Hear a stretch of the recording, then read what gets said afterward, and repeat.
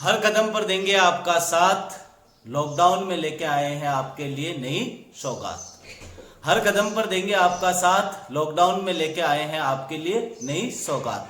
तो फिक्र की छोड़ो बात, करते हैं जीरो से शुरुआत। यह हमारा एक खास प्रोग्राम जीरो से शुरुआत, जिनका गणित का बेस जो है, मैथ्स का बेस जो है वो कमजोर रह चुका है, उन विद्यार्थियों के लिए है कि वो अपना बेस स्टार्टिंग से मजबूत करे और मजबूत करते करते उस मुकाम पर पहुंचेंगे हम जहां पर कोई भी कंपटीशन का कोई भी क्वेश्चन आपसे पूछ लिया जाए तो आप उसको चंद मिनट चंद सेकंडों में हल करके बता दोगे।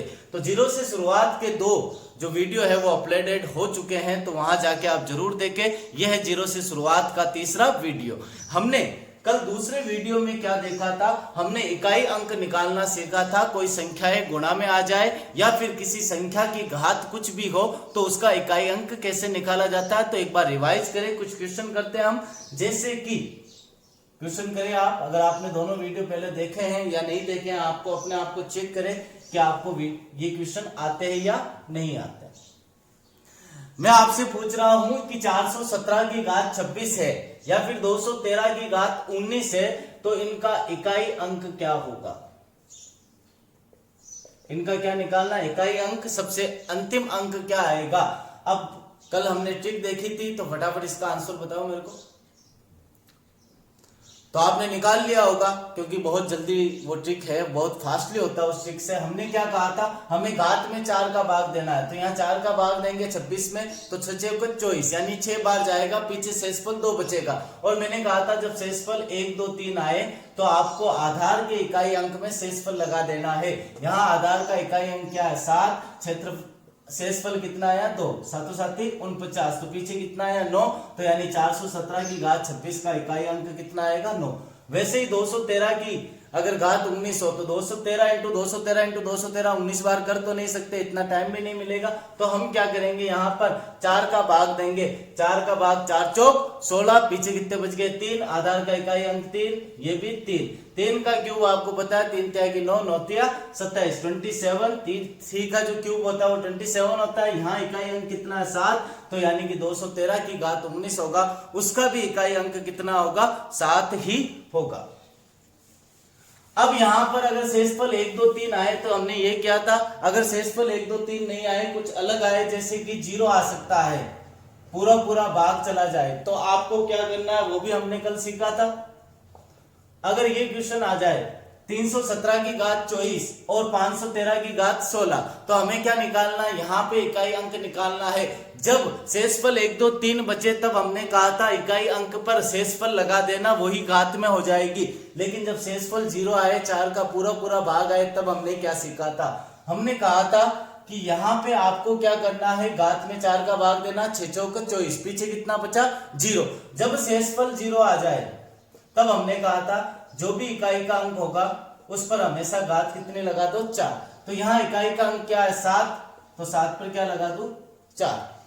अब यहाँ पे इसको गुणा करोगे, या मैं कहूंगा इसको जब आप ऐसे लिखोगे, आप देखो या तो इसको गुणा करोगे तो आपके पास उत्तर जो आएगा, आंसर जो आएगा वो आएगा 2401, तो एक इकाई अंक होगा। नहीं तो आप क्या कर सकते हो, इससे गुणा करो, 7 7 गुण 50, यहां से इकाई अंक क्या है 9, तो 9 7 63, यहां से इकाई अंक क्या है 3 3 7 21। अब इकाई अंक सबसे एंड में क्या है हमारे पास में 1, तो फिर हमारा इसका आंसर भी कितना होगा 1 ही होगा। अब आगे की बात करते हैं अपन। जैसे कि हमारे पास में अगर क्वेश्चन ये तो हो गया अपने पास में, और हमने क्या सीखा था, अगर किसी भी संख्या के पीछे इकाई अंक 0 1 5 6 हो तो हमने कहा था कि उसके ऊपर कितनी ही घात लगा दो, हमेशा इकाई अंक 0 1 5 6 यही रहता है। अब आपका मेन इंपॉर्टेंट क्वेश्चन क्या होगा कि सर हम हमेशा घात में 4 का ही भाग क्यों देते हैं। तो आइए इसको भी समझते हैं। देखो 2 की घात 1 का मतलब 2, 2 की घात 2 का मतलब 4, 2 की घात 3 मतलब 8, 2 की घात 4 मतलब 16, और 2 की घात 5 करूंगा तो कितना आएगा 32, 2 की घात 6 करूंगा तो कितना आएगा 64, 2 की घात 7 करूंगा तो कितना आएगा 128, 2 की घात 8 करूंगा तो कितना आ जाएगा 256। 2 1 2 इंटू 2 4, 2 इंटू 2 इंटू 2 8, इस तरह से आएगा।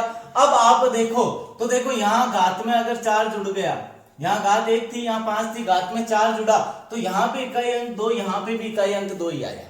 वैसे यहाँ 2 की घात 2 है, इसमें जब 4 जुड़ा तो 2 और 4 कितना हुआ, 6 आया। इसका इकाई अंक 4, तो इसका भी 4। वैसे आप नोट करोगे 8 8, और वैसे आप नोट करोगे 6 6। इसलिए हम हमेशा घात में किसका भाग देते हैं, 4 का, क्योंकि जब 4 घात आगे बढ़ते हैं तो इकाई अंक की पुनरावृत्ति होती है, वही इकाई अंक वापस आता है। तो बेसिक आपका पता चल गया होगा कि ये ट्रिक बनी तो क्यों बनी। और दूसरा सवाल, जैसे मैं किसी संख्या का इकाई अंक 0 है, अब इसको अगर मैं गुणा करता जाऊंगा, कुछ भी घात हो, आई नो, तो 0 इंटू 0 0, 0 इंटू 0 0, ऐसे 0 ही आएगा। इसलिए हमने लिखा था कि किसी की भी घात इकाई अंक अगर 0 1 5 6 हो तो उसका इकाई अंक कभी चेंज नहीं होता, वापस वही आता है। तो यहां तक आपने समझ लिया होगा। अब मैं आपके लिए एक क्वेश्चन लिखूंगा, उसका जवाब आपको देना है।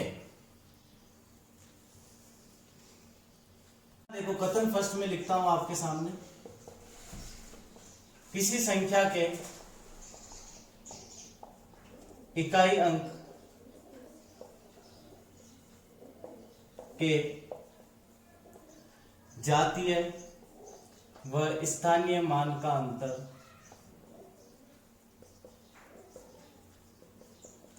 सदैव 0 होता है। और कथन दूसरा मैंने लिखा है, किसी संख्या में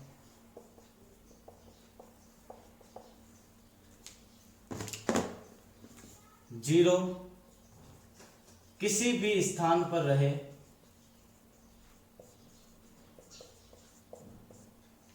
तो उसके जातीय या उसका जातीय व स्थानीय मान सदैव 0 ही रहता है। अब मैंने यहां पे आपका आंसर लिखा है। पहला अगर मैं ए लिखूं तो ए मैंने लिखा है केवल एक सत्य है। यहां अगर मैं बात करूं केवल कथन 2 सत्य है। तीसरा ऑप्शन मैंने दे दिया दोनों असत्य है, और चौथा ऑप्शन मैंने दे दिया दोनों सत्य है। तो इसका आंसर चाहिए मुझे, आप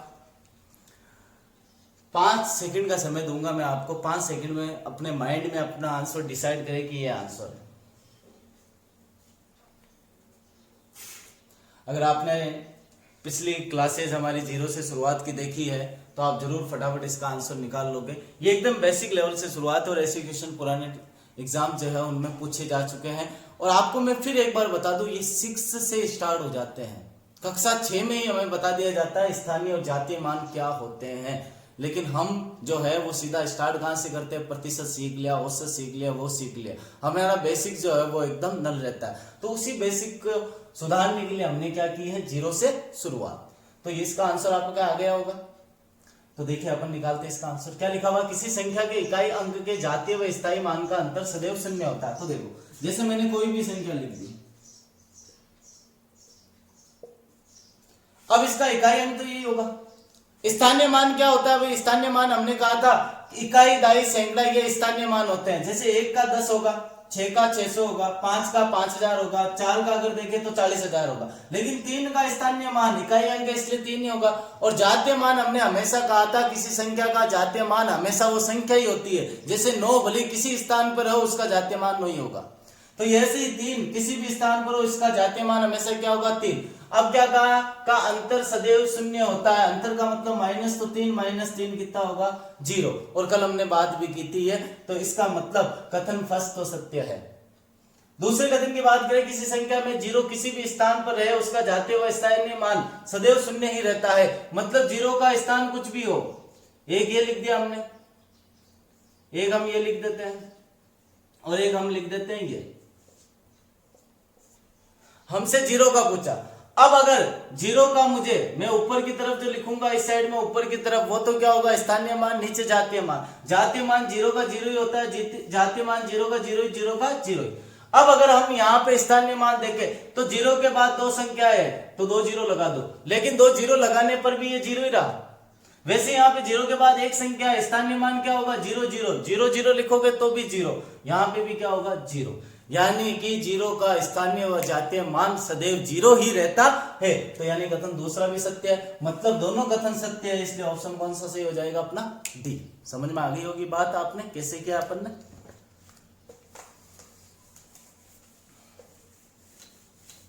आगे का क्वेश्चन मैं आपके लिखता हूं, तो लिखो किसी संख्या को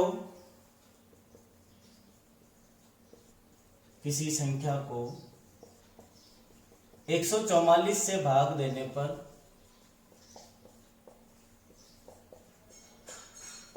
52 शेष रहता है या 52 शेषफल रहता है।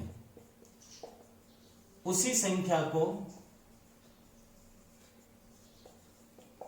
12 से भाग देने पर शेषफल क्या होगा। क्या पूछा हमें कि कोई संख्या है, उस संख्या में अगर हम 144 का भाग देते हैं तो 52 शेषफल आता है, 52 पीछे बच जाता है। तो उसी संख्या में अगर हम 12 से भाग दे तो फिर हमारे पास में शेषफल क्या बचेगा। ऐसे सवालों में आपको करना क्या है, पहले लिखना पहला फिर दूसरा, पहले किसका भाग दे रहे हो बाद में किसका भाग दे रहे हो। तो हम किसी संख्या को पहले किससे भाग दे रहे हैं, 144 से, और यहां आगे लिखना है शेषफल। तो शेषफल कितना बच रहा है अपने पास में, 52। अब दूसरा किसका भाग दे रहे हो, उसी संख्या में 12 से भाग देने पर, अब भाग किसका दे रहे हैं, 12 से, तो हमें क्या निकालना है यहाँ पे, शेषफल। अब ऐसे सवालों में हमेशा ध्यान रखना, आप जब दूसरे का भाग पहले में दोगे तो पूरा पूरा जाएगा। जैसे यहां भाग दे दो, 12 का भाग 12 में दोगे तो कितनी बार, 12 बार जाएगा। 12 का स्क्वायर कितना होता है, 144, 12 एकम 12, पीछे बच गए 2, 12 दूना 24, पूरा पूरा भाग चला गया, कंडीशन सेटिस्फाई हो गई। अब सीधा इसमें भाग दे दो, तो 52 शेषफल था, 52 में 12 का भाग दे दो, 12 चौक 48, पीछे कितना बच गया, 4, तो शेषफल कितना आएगा, 4 आएगा। समझ गए होंगे बात। करना है क्या है, पहले किसका भाग दिया फिर क्या लिखना है, बाद में किसका भाग दिया, इधर क्या लिखना है, शेषफल। अब यहां आप देखोगे कि जब आप दूसरे वाले भाग, जो भाज्य है आपका, जिसका आप भाजक जो है जिसका भाग आप दे रहे हो, उसका भाग जब आप पहले भाजक में दोगे तो यहाँ पे पूरा पूरा भाग जाएगा। तो सीधा दूसरे भाजक का भाग किस में दे देना, शेषफल में। आपके पास में जो भी शेषफल आएगा वही आपका क्या होगा, उत्तर। तो शेषफल कितना आया, 4, तो यहाँ पे 4। इस क्वेश्चन को चेंज करते हैं अपन। जैसे यहां पे पहले में मैं लिख देता हूं आपके 357, यहां मैं लिख देता हूं आपके 39, और यहां लिख देता हूं 17। क्या लिखा मैंने, किसी संख्या को 357 से भाग देने पर 39 शेषफल रहता है या बचता है, उसी संख्या को 17 से भाग देने पर शेषफल क्या होगा। तो हम क्या करेंगे, वही बात, पहला दूसरा, किसका भाग दिया पहले, 357 का, बाद में किसका दे रहे हैं, 17 का, इधर शेषफल क्या बचता है, 39। ध्यान रखना ये सवाल हमेशा इसी फॉर्म में होता है, ये ऐसा ही क्वेश्चन होगा, बस यहाँ पे संख्याएं अलग होगी। 17 का भाग दो, 17 एकम 17, 17 दूना 34, पीछे कितना बच गया, 1, तो 1 और 7, 17, 17 एकम 17, पूरा पूरा भाग चला गया। तो सीधा इसका भाग किसमें देना, शेषफल में। अगर शेषफल में दोगे आप डायरेक्ट दे सकते हैं, 17 दूना 34, 17 दिया 51, 51 ज्यादा हो गया, तो 17 दूना 34, पीछे कितना बचा, 5, तो इसका उत्तर कितना होगा, 5। कोई कंफ्यूजन नहीं होगा। एक आपके लिए सवाल लिखता हूं मैं,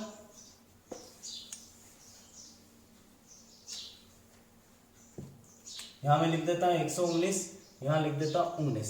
इसका आंसर निकालो फटाफट।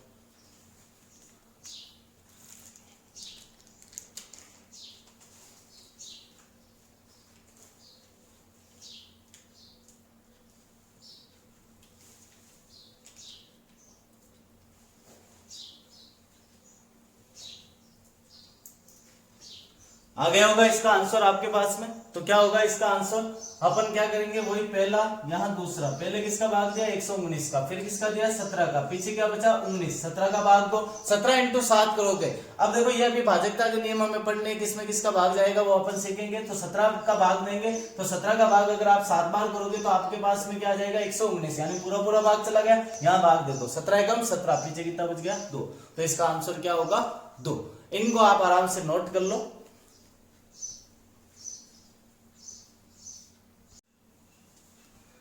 अगला क्वेश्चन देखते हैं अपन। अगला क्वेश्चन क्या है अपना, किसी संख्या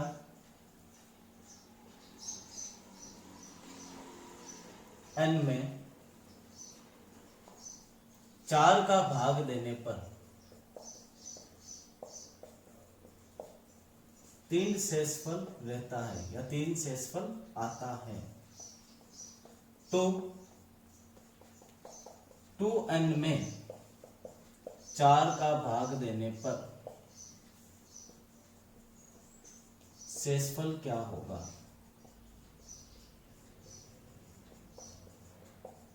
क्या लिखा हमने, किसी संख्या n में 4 का भाग देने पर 3 शेषफल आता है, तो 2n में 4 का भाग देने पर शेषफल क्या होगा। देखो इस टाइप के क्वेश्चन बहुत पूछे जाने लग गए हैं, तो इसका बेसिक समझना। पहला क्या है, किसी संख्या n में 4 का भाग देने पर शेषफल क्या आता है 3, तो इधर हमने क्या लिखा संख्या, संख्या कितनी है अपने पास में n, भाग किसका दे रहे हैं अपन 4 का, तो शेषफल कितना आ गया अपने पास में 3, कोई दिक्कत है। अब हमने क्या कर दिया, तो 2n में, 2n का मतलब हमने संख्या का दुगुना कर दिया, 2n 2 इंटू n 2n ही होता है, तो हमने संख्या का दुगुना कर दिया, तो शेषफल भी शेष क्या हो जाएगा दुगुना हो जाएगा, तो कितना आ जाएगा 6। लेकिन हम भाग 4 का दे रहे हैं, तो 4 का भाग तो 6 में जाता है अभी। अगर यहाँ भाग नहीं जाता, यहाँ 7 होता, समझ लो कि भाई n में 7 का भाग देने पर 3 बचता है, तो यहाँ पर दुगुना 6 आता है, तो 7 का भाग 6 में जाता ही नहीं, तो हम कह देते शेषफल 6 बचेगा। लेकिन यहाँ 4 का भाग अभी 6 में जाता है, तो हम क्या करेंगे, 4 का भाग 6 में कितनी बार जाएगा, 4 एकम 4, पीछे कितना बचेगा 2, तो इसका आंसर भी कितना हो जाएगा 2। आ गई होगी बात आपके समझ में। देखो इस क्वेश्चन को थोड़ा सा और चेंज करते हैं अपन, जैसे यहां पे मैं लिख दूं, क्या करना है समझ गए होंगे आप। अगर इसकी जगह मैं ऐसे लिख देता,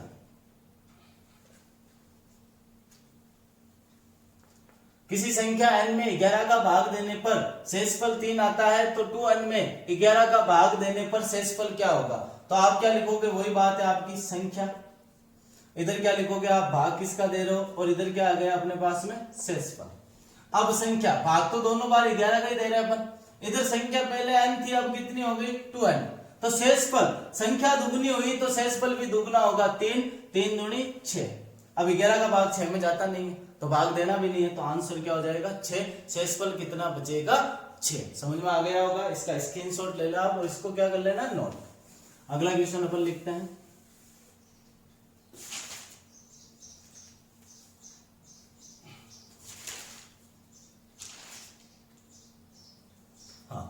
अब लिखते हैं, किसी संख्या में 7 का भाग देने पर शेषफल 5 बचता है, तो उसी संख्या के वर्ग में 7 का भाग देने पर शेषफल क्या होगा या फिर क्या बचेगा। अब उनको क्या देखना है, क्या लिखा है, किसी संख्या में 7 का भाग देने पर शेषफल 5 बचता है, तो उसी संख्या के वर्ग में 7 का भाग देने पर शेषफल क्या होगा। तो वापस वही बात संख्या, अब संख्या अपन को पता नहीं है, मान लिया x है, भाग किसका दे रहे हैं अपन 7 का, शेषफल अपने पास में कितना बच रहा है 5, ठीक है।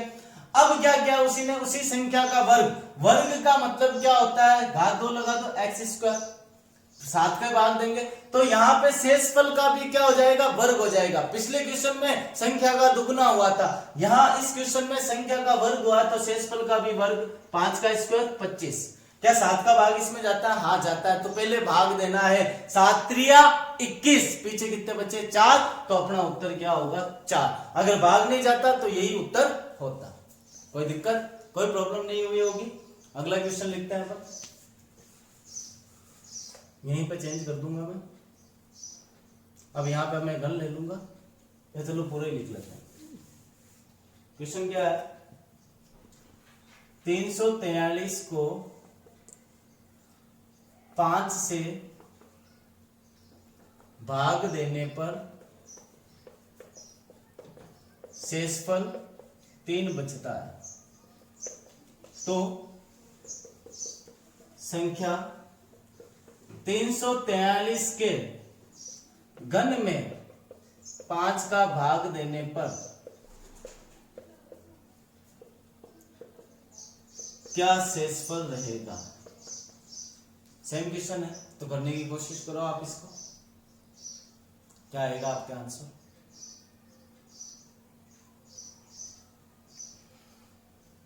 क्वेश्चन सेम ही अपने पास में। 343 को 5 से भाग देने पर शेषफल 3 बचता है। तो संख्या 343 के घन में 5 का भाग देने पर शेषफल क्या आएगी? तो देखो संख्या क्या है? 343, भाग किसका दे रहे हैं? 5 का, शेषफल क्या आ रहा है? 3। अब क्या किया? तो संख्या 343 के घन में 5 का भाग देने पर, मतलब हमने संख्या का घन कर दिया। घन का मतलब क्या होता है? किसकी की घात 3 लगाना, क्यूब। अब यहाँ पे अगर इसकी घात 3 की है, भाग 5 के देंगे, तो शेषफल की भी घात 3 हो जाएगी, यानी 3 का क्यूब। 3 जाएगी 9, 9 3 27। अब भाग दे दो, 5 25, पीछे कितना बच गया? 2। तो आपका आंसर क्या आ गया? 2। समझ गए होंगे आप। अब हम यहां स्टार्ट करने वाले हैं हमारे संख्या पद्धति। संख्या पद्धति वैसे हमने स्टार्ट कर ली थी इनडायरेक्टली, लेकिन हमने संख्याओं के प्रकार के बारे में कुछ नहीं पढ़ा।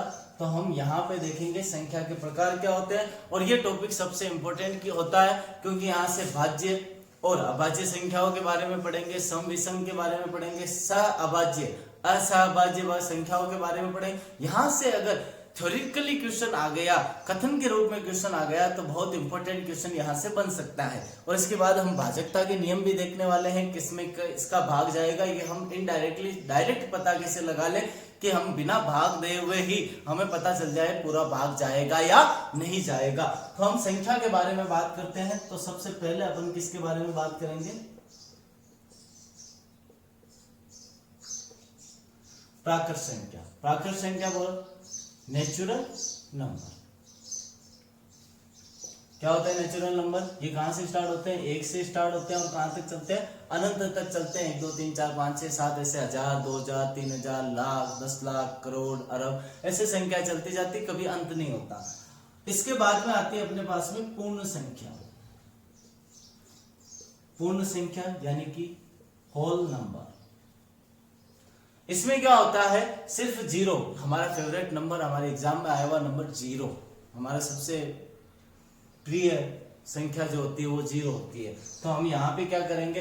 अगर इस प्राकृत संख्या के आगे 0 और लिख दे, यानी कि जो संख्या 0 से शुरू होकर अनंत तक चलती है वो क्या होती है? पूर्ण संख्या होती है। अब यहाँ से मैं एक इंपॉर्टेंट क्वेश्चन आपको बता रहा हूँ, मुझे बताना 2 चीजें लिख रहा हूं मैं, क्योंकि यहाँ पे अगर क्लियर हो गई तो आगे हमारे बहुत कोई भी दिक्कत नहीं आने वाली, हमारी बहुत सी समस्याएं सोल्व हो जाएगी। वो क्या है? अगर मैं यहाँ पे लिखूं सभी प्राकृत संख्याएं पूर्ण संख्याएं हैं, और दूसरा मैं लिख दूं सभी पूर्ण संख्याएं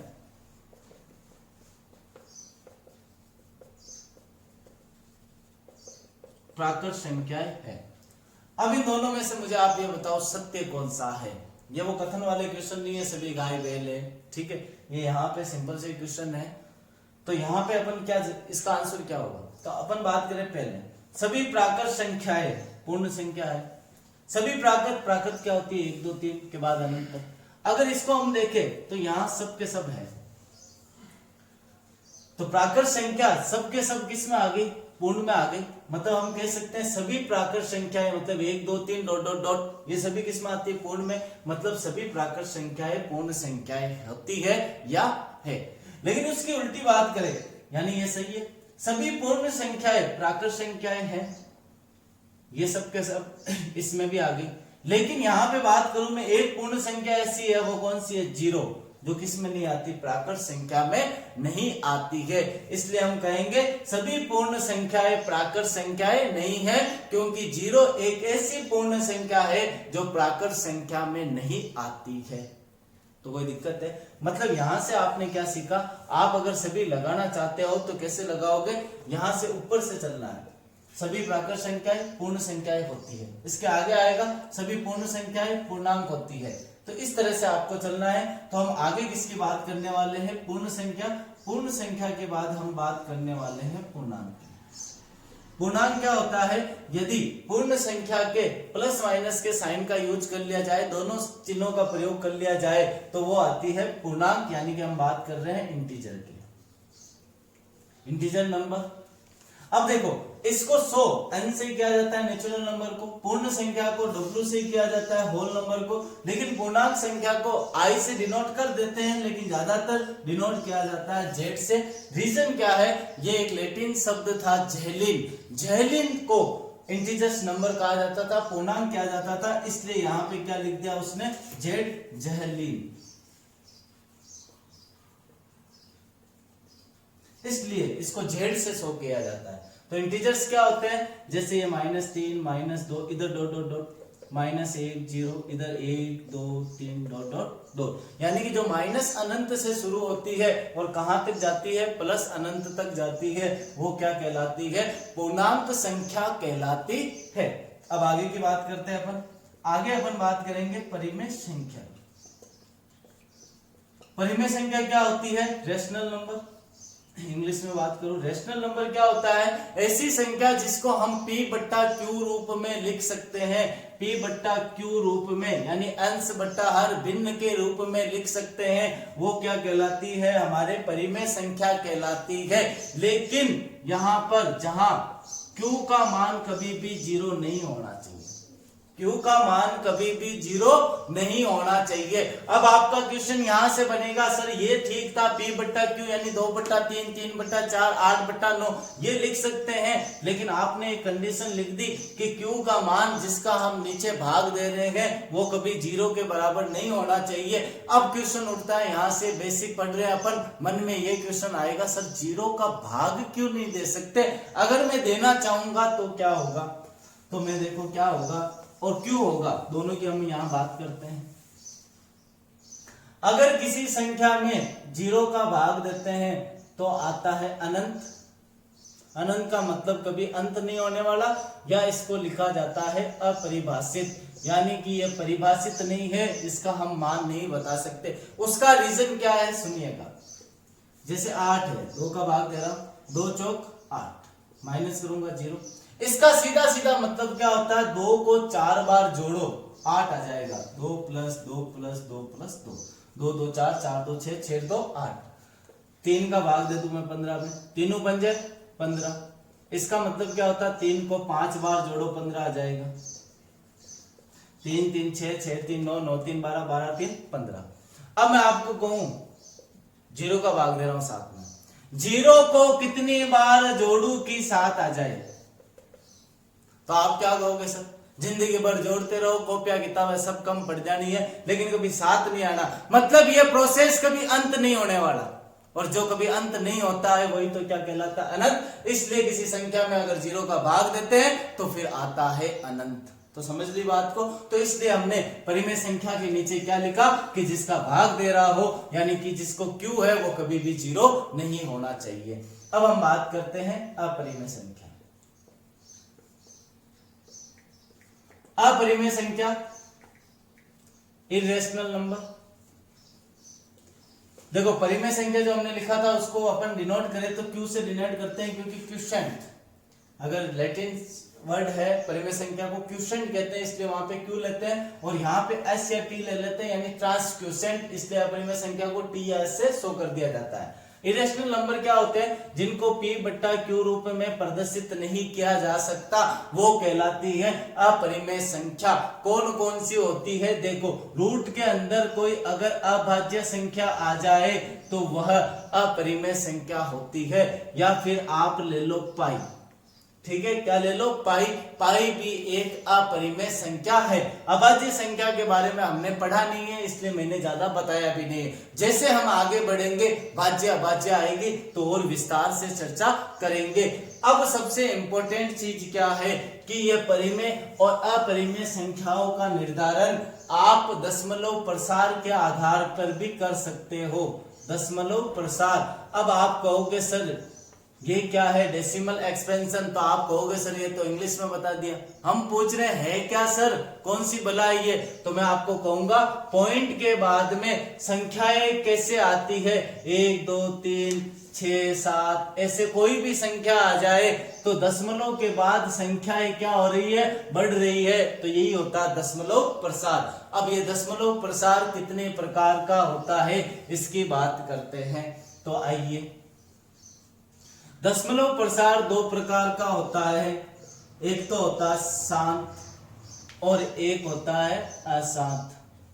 तो आप कहोगे सर ये क्या है, शांत जब कोई मिनट यानी कि कोई मनुष्य ऊपर की तरफ पहुंच जाता है, मतलब लुढ़क जाता है, तो हम क्या कहते हैं, शांत हो गया। क्या हो गया, शांत हो गया। मतलब पॉइंट के बाद यदि संख्याओं का आना रुक जाए तो हम कहेंगे वो शांत दशमलव प्रसार है। क्या है, शांत दशमलव प्रसार। जैसे मैं आपको कहूं कि आप भाग दो 17 में 2 का, तो आप क्या कहोगे, 2 8 है 16, पीछे बच गया 1, भाग नहीं जा रहा, 0.0, 2 पंजे 10, तो यानी क्या आया 8.5, यानी संख्या रुक तो गई ना, इसके बाद कुछ आगे तो नहीं जा रहा ना, तो दशमलव के बाद संख्याएं शांत हो गई, तो उसको हम कहते हैं शांत दशमलव प्रसार। और यह हमेशा आती कब है, 2 वर्ग 5 के गुणज का भाग देने पर, यानी कि जिसका भाग दे रहे हो वो ये 2 या 5 का गुणज है, तो आपके हमेशा शांत दशमलव प्रसार आएगा, यानी संख्याएं रुकेगी, पूरा पूरा भाग जाएगा।